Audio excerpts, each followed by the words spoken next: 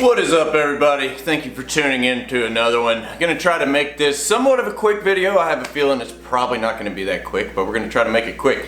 But kind of was just sitting here rearranging everything. I was planning, got a last minute trip to Louisiana, gonna meet up with Heath and everybody next week, do a little Louisiana fishing, but I was just kind of sitting here messing with my tackle, getting some boxes ready, and I figured, now would be a good time to do, kind of start a new series, I think. But we're gonna start doing a what's in my box, kind of maybe bi-weekly, monthly, whatever, just kind of moving into different seasons. But moving into kind of fall, early winter, starting to get a lot of colder temperatures and everything, so my tackle's changing around a little bit. So in this video I'm going to show you guys what I'll be using for the next month or so, and kind of just what I like to use for this. But yeah, it's like I said, I'm gonna try to make it kind of quick, kind of just short, sweet, to the point, but we'll see how that goes. But let's jump into it. All right, well, we're just gonna kind of start at the top of the water column, work our way down. Right now we are still getting some trout and stuff on topwaters.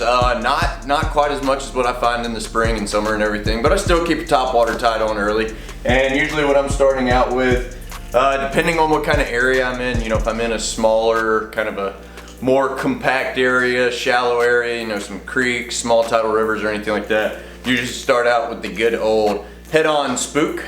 This is the Spook Junior. It's good bait for trout. I have a lot of success with it, and it's kind of a good. I think it's about a 3.5 inch bait. It's good bait for trout. I have a lot of success with it, and it's kind of a good. I think it's about a 3.5 inch bait. Got a lot of nice rattle to it, so it does sound real good. But if I'm in a bigger water area, fishing, out in the, around the mouths of these rivers and some wider open areas, some deeper water, I'm gonna go with something a little bit bigger. Almost the exact same profile, but the one knocker spooks. I like to throw a good old pink color or the good old bone color. Can't go wrong with either of those. Chartreuse works real well. I'm a big pink, chartreuse, or bone guy with my topwater, so any of those three I think are good ones to work out. But outside of trout, one of my favorite things to do is to catch redfish on topwater, and this is a great time of year to do it. I love doing it when the water temperatures are cold. The fish are charged up, they are chasing after everything, they're eating a lot, they're just fired up this time of year. And I think one of the best baits you can throw for redfish on topwater, this guy right here, the good old Rapala Skitterwalk. This is the Skitterwalk Junior, and I like that smaller profile. It's got a little bit deeper knock than the spooks or the one knockers, but something about that kind of that deeper knock is real well. And I do work these real slow this time of year for the redfish. I slow it down almost mind-numbingly so, where it's like click, click, click, click, just real slow. But that'll get you some fantastic redfish bites. I'm sure some of y'all have seen some of my older videos where I'm just getting some big old hammers on these blow-ups on these topwaters. So that's a whole lot of fun. Next thing I'm gonna kind of break it down. We'll go to the middle area of the water column. One thing I love to throw this time of year is a hard plastic twitch bait. One of my favorite hard plastics are the good old Miradines. I usually like to throw a chartreuse and a dark purple. Both of these are pretty effective.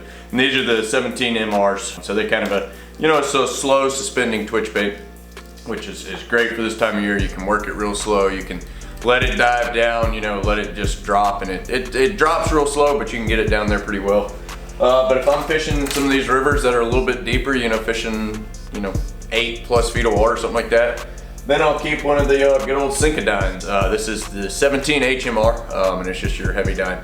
And that helps, it's got a little weight in there, so it does go down a lot deeper. So you can work some deeper water, and still get that twitch bait action with it. So both of those are good. I do like the good old, what is this, the Rapala Rip and Stop. Kind of that stick bait figure, a little slender, longer profile. Those do real good for trout.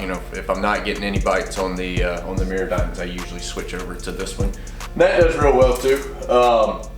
One thing I do like to bring with me that is a little, I don't always use it, but it can be good in some of the deeper spots if you're in an area where there's some bull reds around and you just need to make a lot of noise. good old Rattle Trap. Always bring a Rattle Trap with me. They do make the saltwater versions of these now, but I still usually change out the hooks on them, get them a little stouter hooks. But those are good.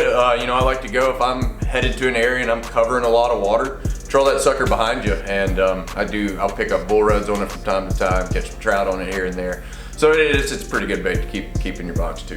Past that, you know, kind of starting to get a little deeper in the water. Still kind of working it, you know, like a suspending bait. Good old slick lure. Can't go wrong with a slick. This is the greenie. I like the greenie color. Cool Beans is a good one. Cold Night's a good one. All of those are good colors. But yeah, I like to keep one of these. Just kind of a real wacky bait. You can work it slower. You know, I've got this one rigged up with a weight on it. So I think it's an 1/8 ounce weight on it.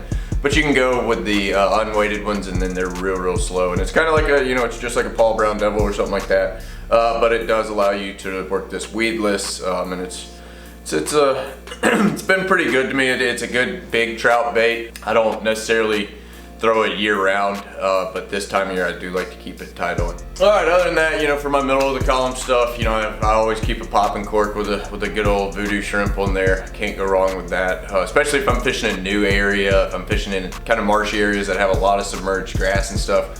Good old popping cork. Can't go wrong with it. Not my favorite bait to throw, but extremely effective. I've got a couple videos back.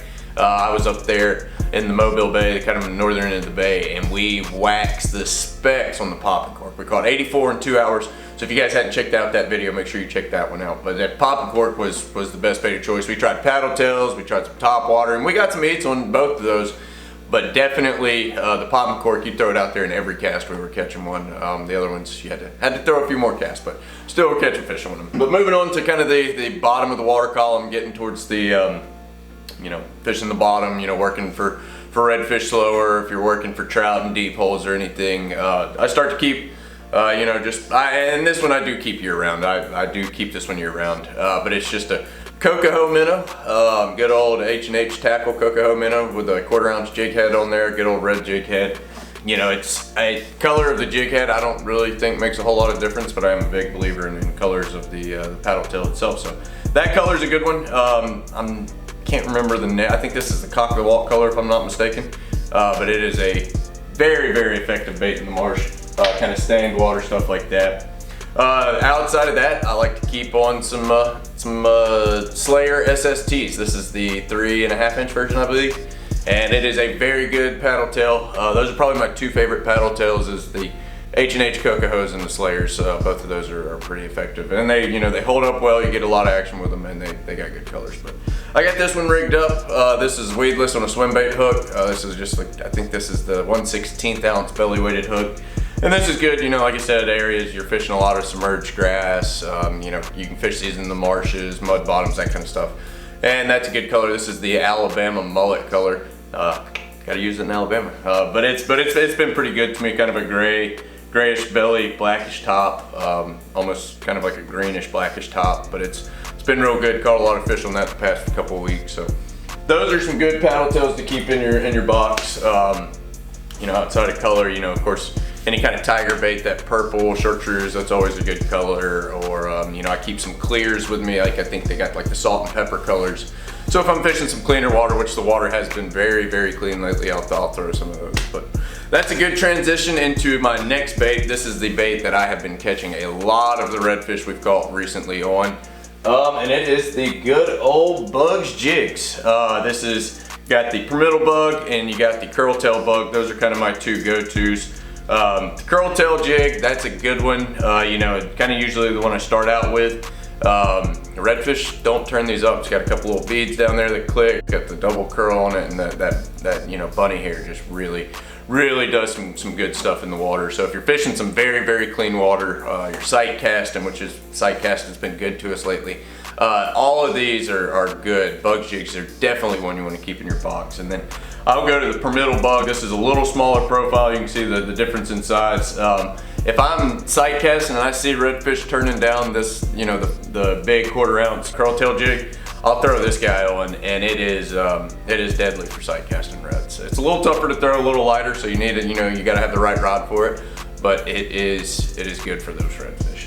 Alright, well that's pretty much does it. Like I said, I'm trying to keep this short and sweet. Still ran about, about 10 minutes, but I tried to keep it nice and short. But yeah, all of those baits, that's what's kind of what I'm keeping in my box. Of course, I keep my sheephead stuff in there, but well, that'll have to be a different video. If you guys want to see kind of a sheephead breakdown, what I'm using for all my tackle and everything for that, drop me a comment below and we'll work something out. But yeah, all of those baits I showed you, keep one of those in there. You pretty much cover all of the bases when you have those baits in there. And like I said, that's what I've been sticking with. So that's what's been working for me. I hope it works for you guys. If you guys have any baits that I missed or anything, let me know. But that's gonna pretty much do it. As always, I appreciate you guys tuning in. If you enjoyed this video, if you kind of enjoy this new little series, shoot me the thumbs up. Let me know below, and I'll try to keep coming. Maybe, like I said, try to do some kind of tackle tip or something every week, but do like what's in my box breakdown, maybe every other week or once a month. But let me know below if you guys enjoyed that. Be sure to hit the subscribe button if you guys hadn't already. Make sure to ring that notification bell. Like I said, I'm trying to drop at least 2 videos a week right now, trying to really catch up on things. But like I said before, I appreciate you guys tuning in. I'm gonna hop out of here. I'm gonna get this video up for you guys, and I will see you in the next one.